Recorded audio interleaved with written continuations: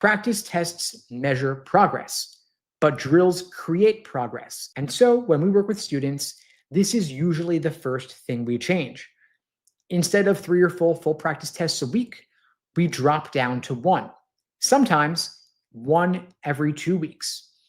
The space in between those exams is where we do the real work: targeted drilling, deep review, and laser-focused sets on the exact question families that keep showing up in your misses.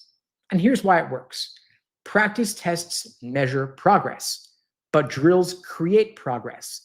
The people who increase from the 150s to the 170s aren't constantly testing, they're training. They treat every missed question like a clue.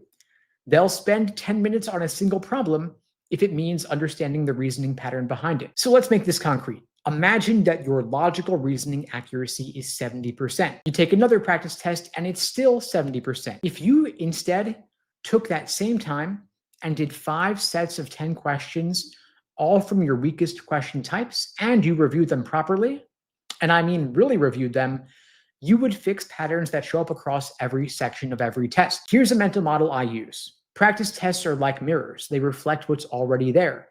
If you look in the mirror and you don't like what you see, staring longer is not going to help.